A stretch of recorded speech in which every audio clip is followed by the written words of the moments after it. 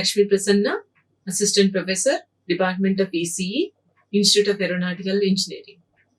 In this session, we will discuss about the definition and terminology related to Module 4. So here the Module 4 is Advanced Microprocess. So here in this Module 4, Advanced Microprocess, we have studied different advanced microprocessors like 80286, 80386, 80486 and different pentium process. So in this unit, we have covered the topics like Introduction to 8086 microprocessor. So before seeing the introduction to 80286 microprocessor, we have seen what are the features present in 80186 and how they are advanced process compared to 8086 microprocessor. And next we have covered the features of 80386. So we have seen the features of 80386 microprocessor and we have also learned about the pin configuration and architecture of 80386 microprocessor. And we have also seen what are different operating modes that are available in this 80386 microprocessor. So in 80286 also we have seen different operating modes. So based on the advanced microprocessor, they will be operating in different modes. Some of the operating modes are real mode, another one is protected mode. Okay. So 80286 can be operated in this real mode and protected mode, whereas 80386 along with these two modes, it can also operate in another mode, that is virtual mode. And next we have covered about the segmentation and paging. Why? Because in 80386 microprocessor architecture, we have learned about all the 6 units that are present inside. So among the 6 units, 2 units are, one is paging unit, another one is segmentation unit. So these are the 2 units that makes the efficient memory management mechanism. So because of that, we have learned how the segmentation is done in the normal 8086 microprocessor and how the segmentation is done in the advanced microprocessor when they are operating in the protected modes. And next we have gone for paging concept. So in that we have learned how to convert linear address into physical address. And next we have covered some of the features of pentium process. So from 80586 microprocess, we will call as pentium process. Before directly going to the pentium process, we have learned about some of the features that are available in 80486 and we have seen in what aspects the advancements have been done in the pentium process regarding features. Next we have covered about the branching prediction. So here we have learned about branching prediction for eliminating the problems that are occurring in the pipeline mechanism when the branch instructions are executed. And we have covered some information related to RISC process. So we have seen the features of RISC process, Cisco process, that is characteristics. And next we have studied the advantages and disadvantages of RISC and CISC architectures and how this RISC process and CISC process have been designed, that is based on the hardware architecture and von Neumann architecture, and what are different issues that are available in the RISC process. So all this information have been covered in the overview of RISC process. Now we will see about this 4th module, main definitions and terminologies that have been covered in all these topics.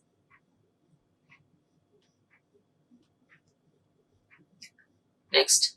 So what is Intel 80286? Here this 80286 is one of the advanced microprocessors that has come into existence after 80186 microprocessor, and it is provided by Intel company, having some advanced features compared to 80186. And so this 80286 is a 16-bit microprocessor chip, and it is introduced in 1982. Here 16-bit microprocessor represents the data bus size is 80286 is 16-bit. Now, so this 80286 microprocessor is designed for multi-user and multitasking systems.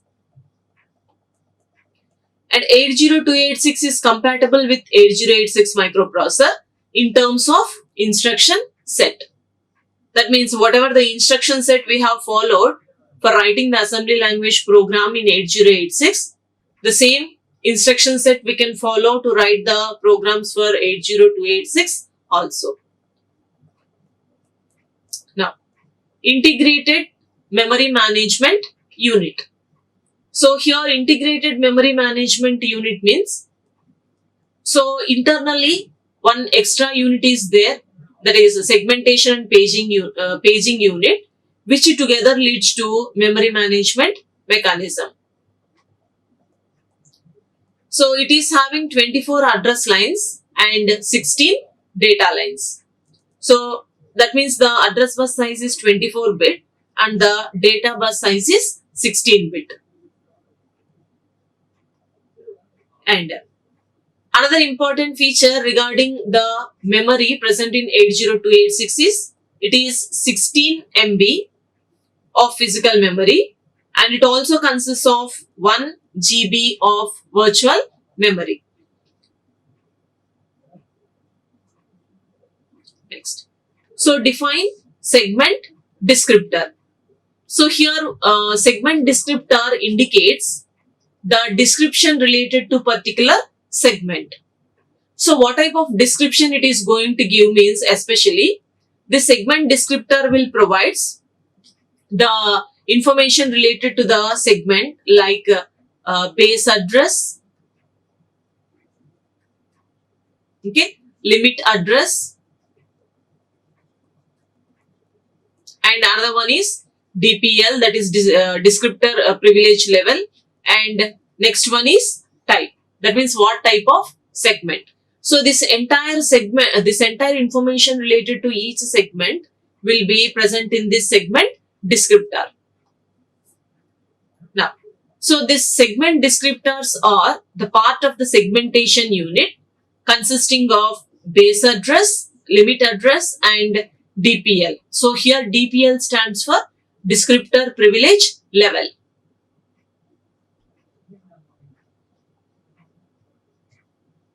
Next, so define mission status word.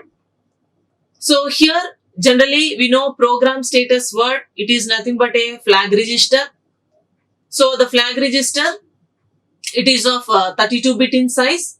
Here they are asking about mission status word. So the mission status word, it gives the bits which is from 17th bit to 31 bit. Generally we have program status word. That program status word will consist of 16 bit, that is from 0 to 15 it consists of. Whereas if you come for the mission status word, you will have flag bits from the bit 17th bit to 31 bit.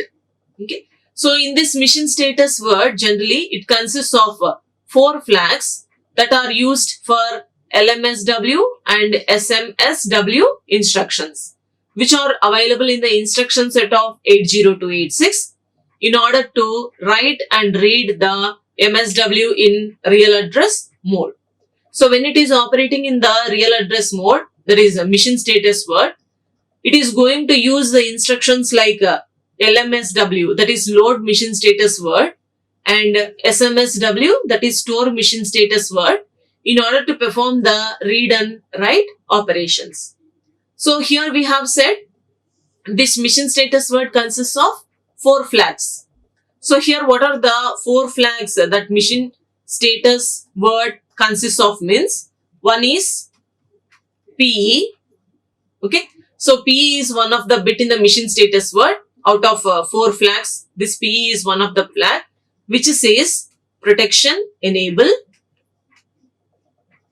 and the next flag bit is MP. So here MP stands for monitor processor extension. So this is monitor processor extension. Okay, and another one is here EM. EM is also one of the flag bit which indicates processor extension emulator, processor extension emulator, and the fourth one is TS. Okay, so here TS indicates task switch. So these are all the 4 flags that are available in the mission status word.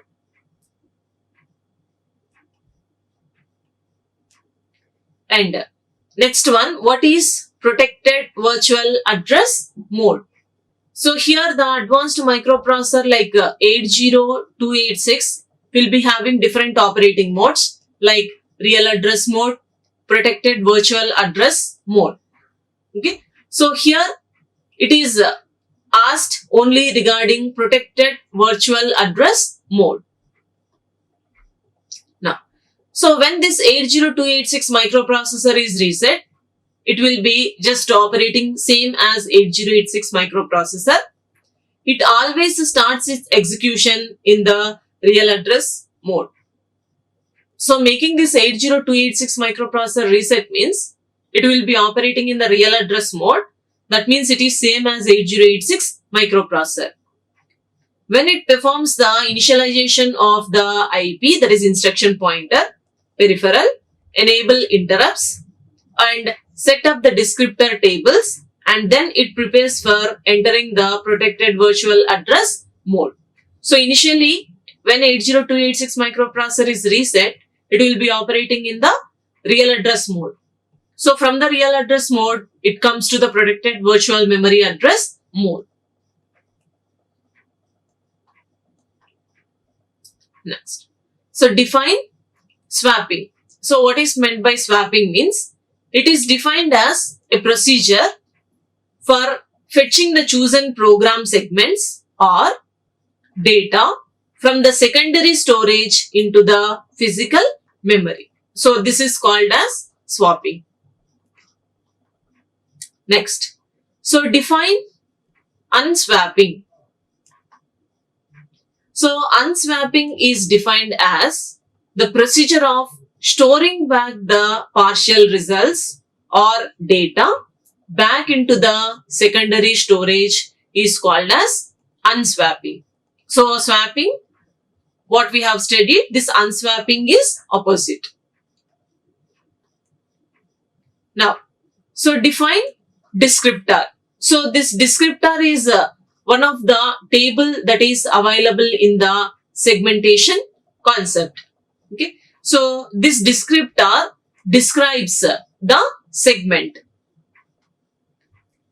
So the segments or pages have been associated with a data structure which is known as a descriptor. So this descriptor entirely consists of the information related to segments or pages. Now, so the descriptor contains information on the page and also carries the relevant information regarding segment and its access rights. So this entire information will be present in the descriptor. And next is what is page table cache. So here page table cache. Generally paging is done based on some important units like page directory, page table entry and paging unit. So here they are asking what is page table cache. So here cache is a memory. Now, the storage of 32 recently accessed page table entries to optimize the time is known as page table cache. So here cache means generally this is the memory which is used to store the instructions that are used very frequently. Next. So what are gate descriptors? Here this gate descriptors and all we have studied in the descriptor formats. So we have seen different descriptor formats for code segment, stack segment and data segment. So here in that descriptor formats, this G is one of the bit. So there G indicates gate bit. So here what are gate descriptors? So the descriptors that are used for subroutines and interrupt service routines are gate descriptors. Next. So what is a system segment descriptor? So previously we have seen gate descriptor, but here it is segment descriptor. Okay. So this is also one of the bit present in that segment descriptor formats. So 80286 has segment descriptor that is used for special system data segments and control transfer operations. So this function will be done by the segment descriptor. Next. So what is interrupt gate and trap gate? Okay. So here trap means generally step-by-step execution, whereas interrupt means external event that has been occurring to the processor. So the gate that is used to specify a corresponding service routine is interrupt gate and trap gate. Next. So what is task gate? So the gate that is used to switch from one task to another task is called as task gate. So this is related to task.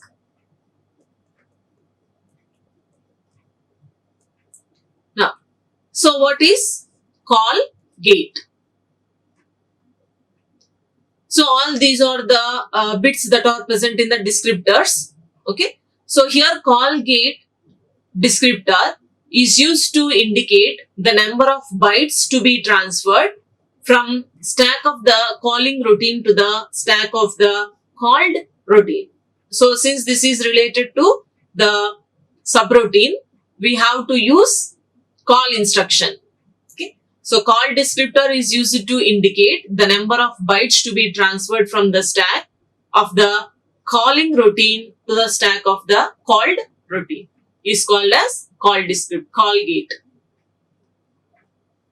Next, define cache memory. So here this is one type of memory which is used to store the instructions that are being used very frequently.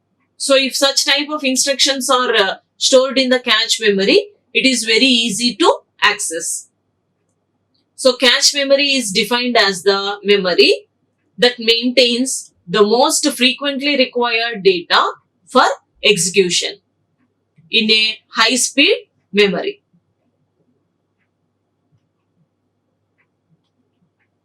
Next.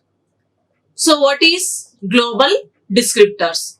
So here the descriptor is going to select any one of the, that means the type it is represented, one of the element in the descriptor says type. That means which descriptor table is selected. So here there are different descriptor tables. One is global descriptor table, another one is local descriptor table and interrupt descriptor table. So these are different descriptor tables that are available, and it is going to select any of the three descriptor tables. Here they are asking regarding global descriptor. So here the name itself says global means all the tasks related information will be stored in this global descriptor table.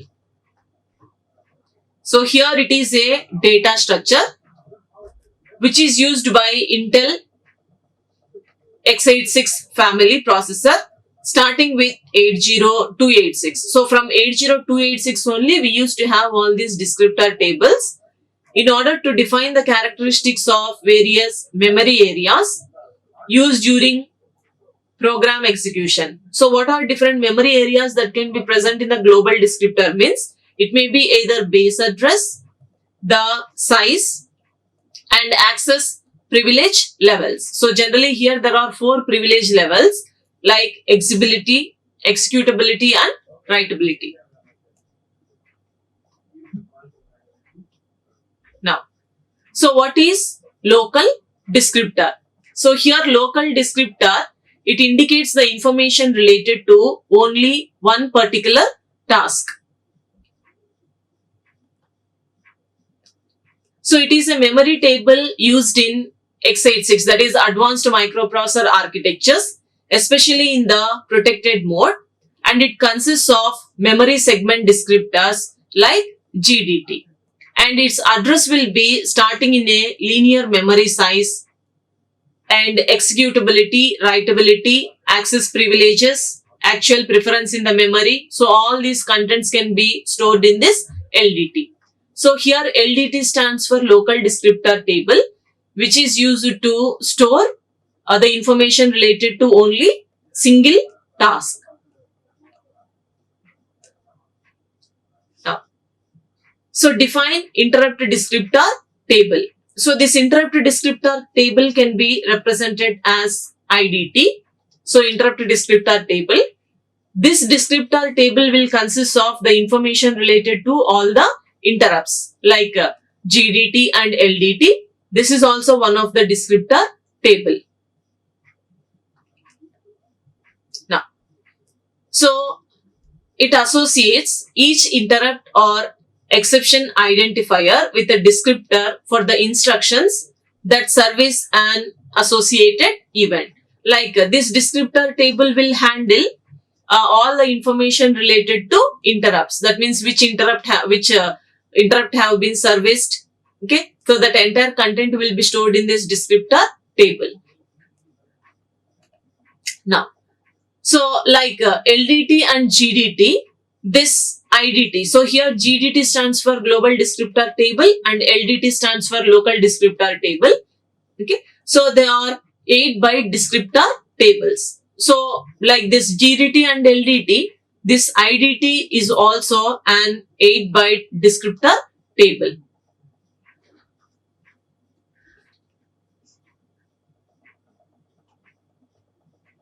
Next, so what is privilege? So it is a mechanism that controls the access to descriptors and the corresponding segments of a task. So controlling the accesses of descriptors and segments of a task we will call as privilege. So generally in advanced microprocessors we have different privilege levels like level 0, level 1, level 2 and level 3. Level 0 will be having the least priority, highest priority, whereas level 3 will be having the least priority. And so define descriptor cache. So here cache, it is a memory where the frequently used instructions will be stored, and here whatever the information that is present in the descriptor table, it will be considered as a cache memory. Now, so descriptor cache is allowed for fast access to the segmented memory. So anyway, here descriptor consists of the entire information related to segments, and whatever the information that are used very frequently regarding segments, it will be stored in this cache memory. So 80286 microprocessor keeps a copy of each segment descriptor in special descriptor cache. And so with the help of this descriptor cache, it is going to save the processor from accessing GDT for every memory access mode. So if you want to get any information related to the task, instead of searching the GDT, it is very easy if you keep all the information in the descriptor cache. Now, so what is GDT? So here GDT stands for Global Descriptor Table. It is a data structure used by the x86, that is the advanced microprocessor. From 80286 microprocessor, we have descriptor tables, which consists of some characteristics like base address, size, access privileges. Okay, so executability, ability, and writability, entire information will be present in this GDT. That means information related to all the tasks will be present in that GDT. So here, what is the LDT? Okay, LDT stands for Local Descriptor Table. So the information related to each task, that is one task, individual task will be present in this local descriptor table. So LDT stands for Local Descriptor Table. LDT contains the memory segments which are private to a specific program. So the GDT contains global segments, whereas LDT consists of the information related to local tasks. Now, so what is LLDT? So as we know here, LDT stands for Local Descriptor Table, and this LLDT. So here this L stands for load. That means this is an instruction. Load Local Descriptor Table. So in order to load the contents into the local descriptor table, we have to use the instruction LLDT. Now, so LLDT stands for Load Local Descriptor Table. So this is an instruction which is used to load the local descriptor table, which consists of base address and limit for LDT. Now, what happens when 80286 is reset? Okay, so not only 80286, if you consider 80386 or 80486 microprocessors also, when those microprocessors are reset, they will be operating in the real address mode. So operating these processors in the real address mode means they will be acting, the function will be same as 8086 microprocessor. Now, so when 80286 is reset, it always starts its execution in the real address mode. So the operation will be same as 8086 microprocessor. Next. So what is context switching? Here, this is a word which says switching.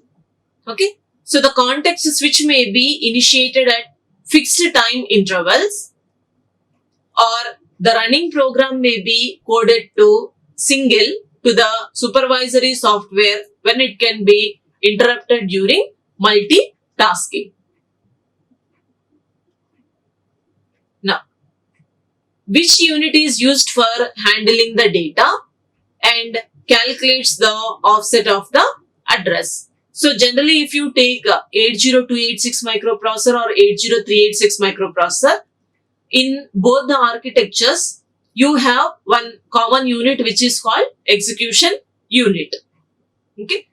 So the execution unit has 8 general purpose registers and 8 special purpose registers.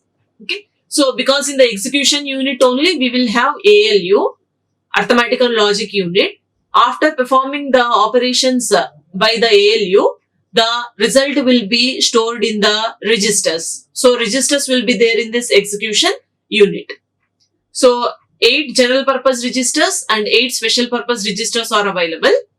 which are used for handling the data or calculating the offset address. So this is the main unit which handles the data and calculates the physical address. Now, what is instruction pipelining? So we know what is meant by pipelining. Okay. So here pipelining means overlapping of execution. So it increases the speed of operation. That means when one instruction is fetched, in the next cycle it goes for decoding. When the first instruction is decoding, the second instruction will be starting fetching. Okay.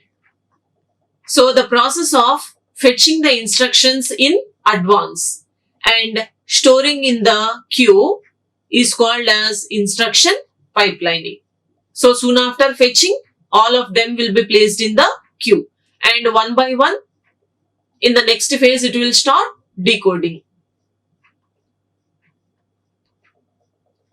And so what is the advantage of pages in paging? So this paging is one important mechanism which will be used for efficient memory management technique. And so for efficient memory management technique, we have to consider the physical memory, and that physical memory can be divided into segments, and the physical memory can be divided into pages. If you divide that physical memory into segments, it will be variable size segments. But if you divide into pages, they will be of fixed size pages. So here they are asking, what is the advantage of dividing? What is the advantage of pages in paging? So the advantage of paging scheme is the complete segment of a task need not be in a physical memory at a time, because the physical memory will be divided into fixed size pages. Each page will be handling one task. So no need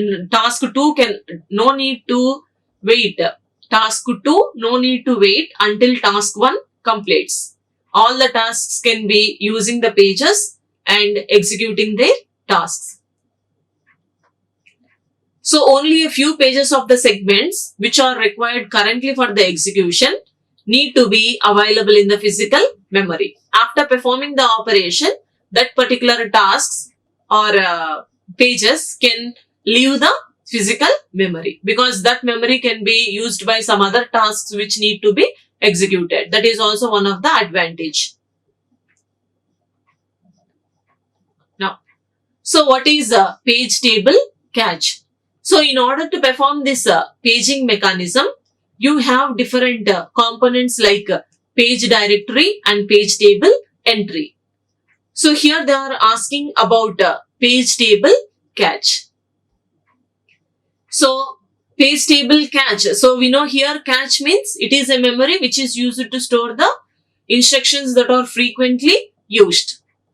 So the storage of 32 recently accessed page table entries to optimize the time is known as page table cache.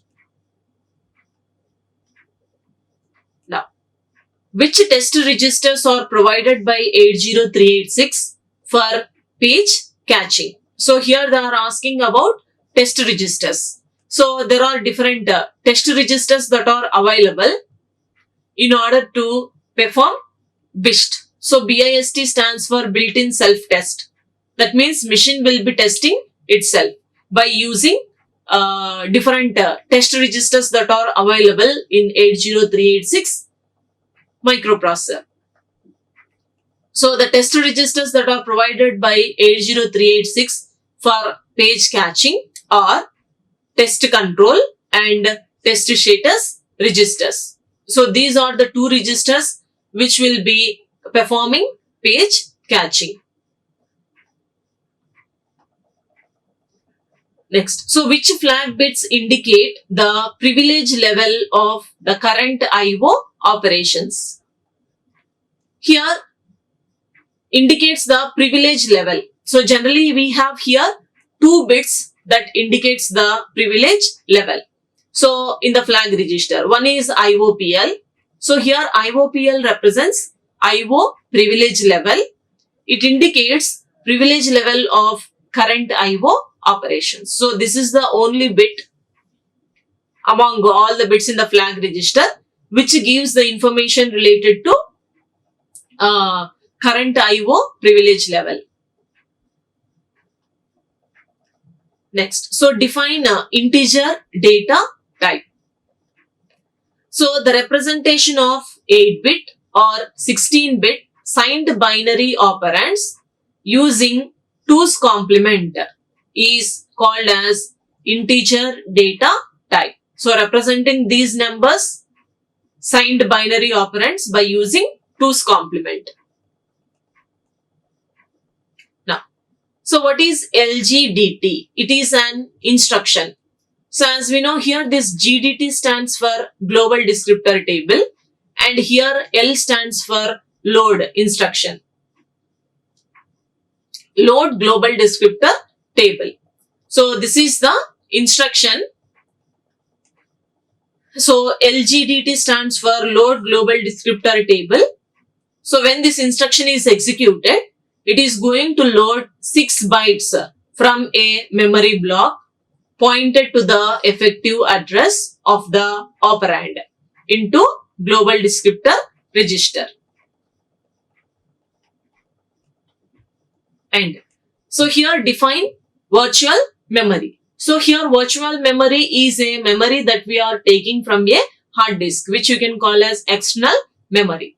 So this virtual memory can be used, that means a part of hard disk can be used when the condition like if the instructions are more and if the physical memory is less, if all these instructions are using that physical memory and still some instructions are there which is not able to fit in the physical memory, in that cases, these instructions can be placed in a virtual memory. That means external memory which is available from the hard disk. Now, so here to the user, there exists a very large logical memory space which is actually not available is called as virtual memory. Which is not available means it is not in the physical memory, but through hard disk we can access the memory. Now, so this is not existing physically in a system, that is it will not be present in the physical memory.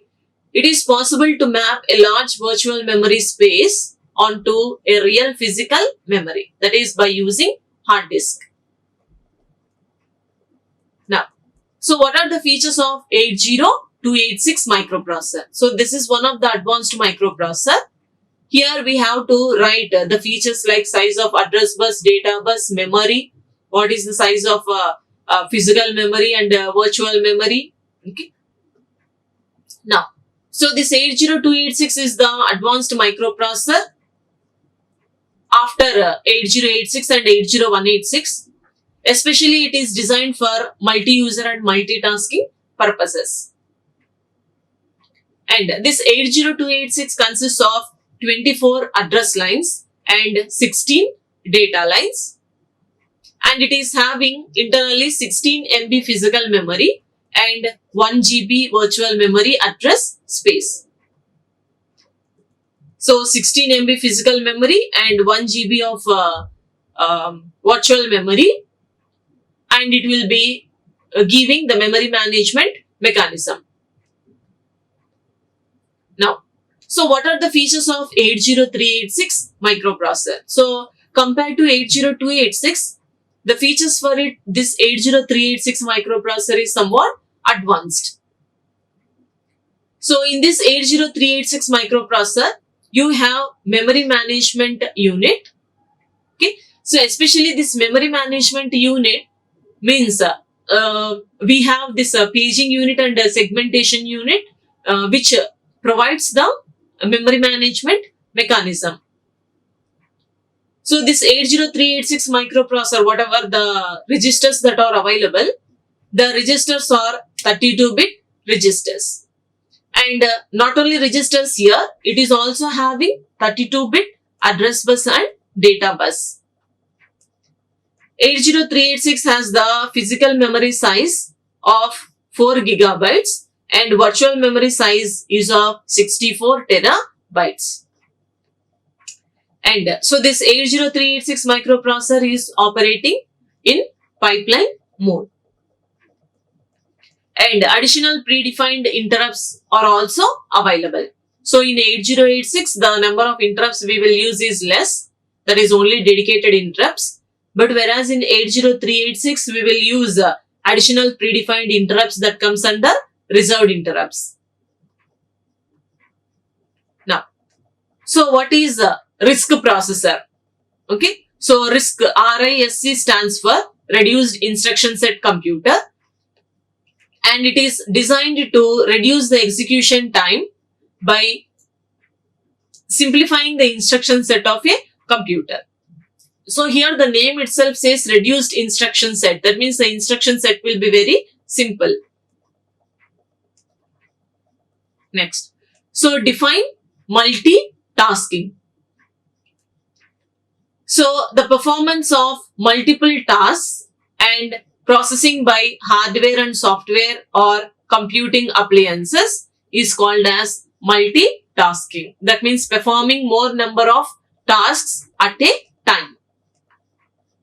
So it enables the performance of more than one computer process at the same time, but with minimum lag in overall performance and without affecting the operations of each task. So because of this multitasking concept, the overall performance of the system will be increased. Now, so list out the register organization of 80286 microprocessor. That means here, what are the registers that are available in 80286 microprocessor? So here we have studied already the register organization of 8086. Same registers will be there in 80286 also. Same 16-bit registers only. So 8 general purpose registers. Each register is 16-bit. And it also consists of 4 segment registers. And each register here, segment register, is also 16-bit. And it consists of status and control register, which is called as a flag register. And it also consists of instruction pointer registers. So these are the registers that are available in 80286 microprocessor. Next, so what is Cisco processor? So here Cisco stands for Complex Instruction Set Computing. Okay, so the instruction set will be complicated here. Strong instruction set will be there. So using that strong instruction, we can write the program by using less number of lines. But here, in order to execute each instruction, it is not possible in one clock cycle. So it will take number of clock cycles. Now, so what is branch prediction technique? So this is one of the technique to avoid the problems that are arised during pipelining when the branch instructions are executed. So branch prediction is one of the performance improving technique which finds relevance into modern architecture. So now the Pentium process and all will be using this branch prediction technique. That means before the branch instruction is executed, we can predict to where the branch has to go. So because we will be using here the history bits in order to know where the control has to move before the branch instruction occurs. Now, so list the registers that are available in 80386 microprocessor. So the registers that are available in 80386 are all 32-bit registers, and for all these registers we will have E letter as a prefix. So this E word says extended. Okay. So for example, if you see here EAX, EBX. So for all these general purpose registers, we have E prior. That means all those are the 32-bit registers. So here pointer registers are here. These pointer registers are also 32-bit registers. Here are the 2 index registers. They are also of 32-bit. But if you see here, segment registers, previously we used to have only 4 segment registers. Okay. But here in 80386, additional 2 segment registers are there, that is FS and GS.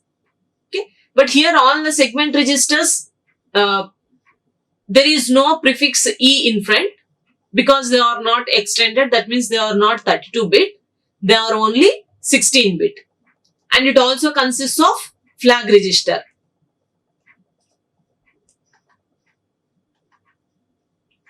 Now, so what are the features of RISC process? So here RISC stands for Reduced Instruction Set Computer. It is having simple instruction set. That is why in order to decode that instruction, it is simple. It reduces the execution time. And each instruction requires only 1 clock cycle to execute. So whatever the instruction may be, to execute that instruction, it requires only 1 clock cycle. Next. So here execution time is uniform. And more number of lines will be there in the code. Why? Because we are using simple instructions. So to write the program, the number of lines will be more. And so more RAM is needed to store the instructions because the number of instructions that are available in the code is more. So it requires more amount of RAM. Next. So what are the features of Cisco processor? Now, so Cisco stands for Complex Instruction Set Computer. It minimizes the number of instructions per program. Why? Because the instruction is very strong, so the program can be written. That means single instruction can perform many operations. Automatically, the size of the program, the number of lines that we are writing will be less, so the program size will be short. And here the number of cycles per instruction will be varying. It will not be uniform. And so in this case, that is in Cisco processors, the compiler has to do very little work to translate high-level language into assembly-level language or machine code. And so very little RAM is required to store the instructions. And so what are the advantages in RISC process? So here some of the advantages are, it has a set of instructions. Okay, so high level language compilers can produce more efficient code. And many RISC process uses registers for passing arguments and holding the local variables, because in the RISC process there are more number of general purpose registers. So instead of using unnecessarily memory, they can use more number of registers in order to pass the variables. So the speed of operation can be maximized and the execution time can be minimized. Now, so very less number of instruction formats and a few number of instructions and a few addressing modes are needed. So all these are the advantages in RISC process. Now, what are the disadvantages in RISC processor? So here some of the disadvantages are, the performance of the RISC processor depends on the programmer or compiler, like how efficiently the compiler is working. And knowledge of the compiler plays a major role while changing the Cisco code to the RISC code. So these are the problems that are faced by the compiler in the RISC process. And also while rearranging the Cisco code to the RISC code, it will increase the size. So these are some of the disadvantages. And the quality of this code expansion will again depend on the compiler, and it also depends on the machine instruction set. Now, so what are different descriptor tables available in the advanced microprocessor? So here majorly this descriptor table will store the information related to the segment. So what are different descriptor tables that are available? So one is GDT, global descriptor table. Another one is LDT, local descriptor table. And the next one is IDT, which says interrupt descriptor table. Next. So what are the advantages of CISC architecture? Okay, so CISC stands for here complex instruction set computer. Here are some of the advantages. Microprogramming is easy assembly level language to implement, and it is very less expensive than hard wiring a control unit. So this hard wiring, it is a control unit that is present in the RISC architecture. So in CISC architecture, this hard wiring control unit is not available. That is one of the advantage, because it is less expensive because of this absence. So the ease of microcoding, new instructions allow designers to make CISC machines upward compatible. So this CISC machines, Cisco processors are compatible. As each instruction became more accomplished, few instructions could be used to implement a given task. So these are some of the disadvantages. That is advantages of CISC architecture. Now, so what are the disadvantages of CISC architecture? So here, the performance of the machine slows down due to the amount of clock time taken by different instruction will be dissimilar. Okay, so the performance of the machine will be slows down.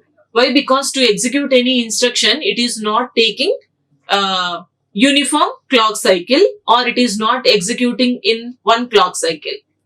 It is different based on the instruction. That is one disadvantage.